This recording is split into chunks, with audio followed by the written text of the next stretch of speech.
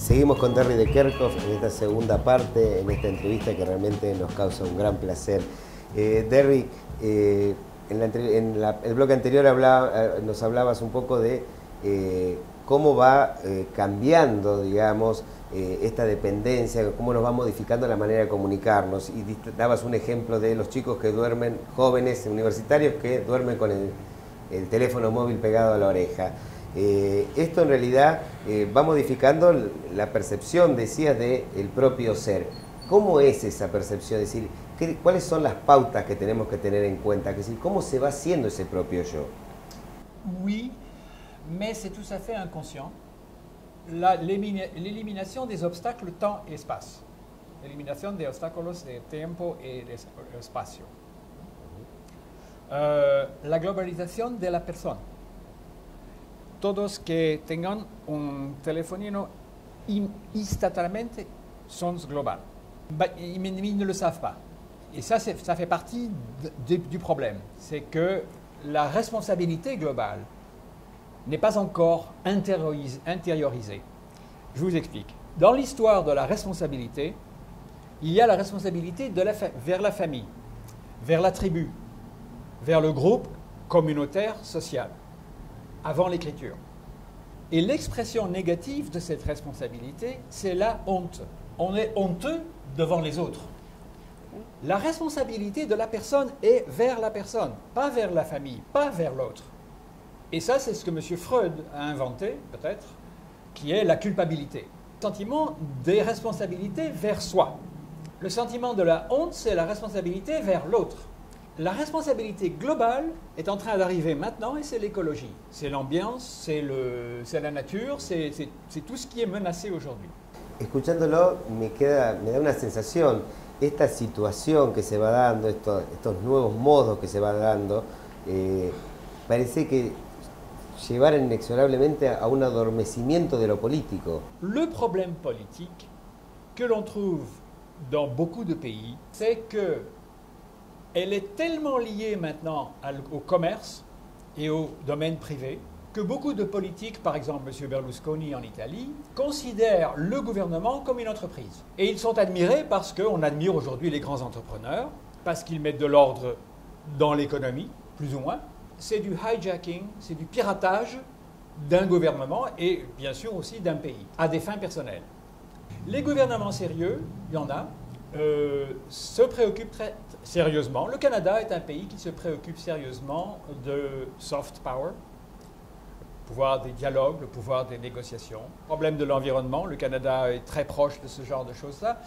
Avec Obama, peut-être que les États-Unis vont devenir sérieux. Ahora, con respecto a la población en general, el común de la gente, parece que la sociedad civil está cada vez más reducida, porque esto parece que fuera un quehacer de élites. Es decir, no del pueblo común, el ciudadano común. Parece que lo político está tan profesionalizado y está tan lejos de la gente que la tecnología y todos los nuevos modos de lenguaje nos irían entreteniendo, digamos. Estoy feliz de la mención de la sociedad civil porque es uno de los nuevos actores políticos nuevos y antiguos, invención de Hegel, filósofo Hegel. Y continúa, es más importante hoy que en el pasado. El otro sujeto, actor político, es el ciudadano de la red, netizen, se llama netizen. Estos dos,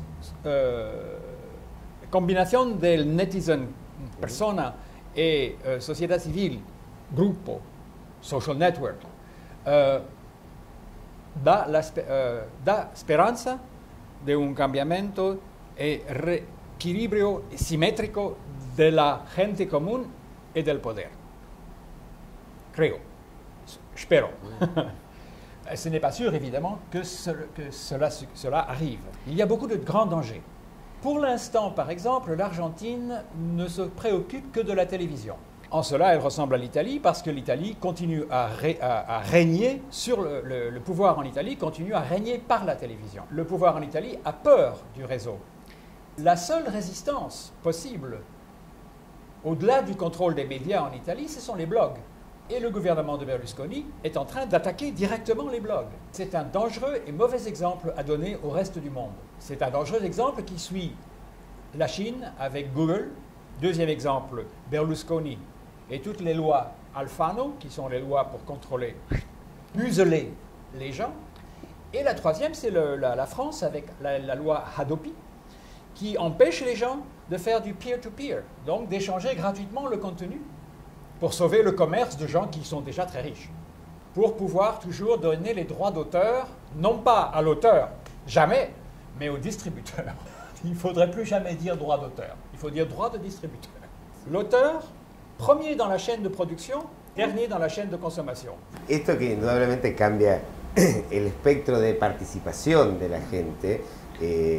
Usted hablaba de que inconscientemente, digamos, se va dando esta situación, de esta globalización, independientemente de la voluntad de cada persona. ¿Cómo hacer, digamos, para lograr, como fue en el pasado, que la gente tuviera conciencia de su propio crecimiento cultural a partir de la apropiación de la lectura, de la cultura? ¿Cómo hacer para que esta apropiación de las nuevas tecnologías, de la conectividad, de la hipertextualidad, sean conscientes en la propia persona? Il y a plusieurs stratégies possibles. J'en ai proposé une au ministre de l'Innovation pour justement permettre de faire comprendre l'importance des communications dans les zones du Nord, où il n'y en a pas, où il y a peu de communication, de créer un canal utilisant Skype, ça ne coûte pas cher, dans un endroit d'un petit village dans le Nord, connexion avec Rafaela, Rosario, Córdoba, Santa Fe, des lieux où ces gens peuvent se rencontrer parce que beaucoup d'émigrés du Nord viennent travailler dans le Sud et ont besoin de gratuitement pouvoir se parler. À ce moment-là, les gens qui sont dans le petit village du Nord comprennent l'importance de ces nouvelles technologies. Et ça coûte presque rien. C'est une stratégie, mais il y en a plusieurs. Moi, je suis particulièrement touché par le monde de l'art, et l'art public. Il y a beaucoup d'œuvres d'art. À Rosario, il y en a beaucoup à Buenos Aires. C'est une ville dans laquelle la statuaire, la sculpture publique est importante. Il y a la fleur. Vous connaissez la fleur? La belle fleur de Buenos Aires? La fleur de Buenos Aires, c'est un parfait exemple. Elle répond, elle change de forme, elle s'ouvre suivant le soleil, donc elle répond à des stimulations climatiques. On peut inviter des quantités de variations sur la stimulation des réseaux. Sé que la pregunta es bastante amplia, pero una mínima mención, aunque más no sea, porque ya nos quedamos sin tiempo, ¿qué rol juega la educación? ¿Qué papel juega la educación en todo esto? Le rôle de l'éducation est énorme, bien entendu, mais le rôle des réseaux dans l'éducation est de plus en plus important.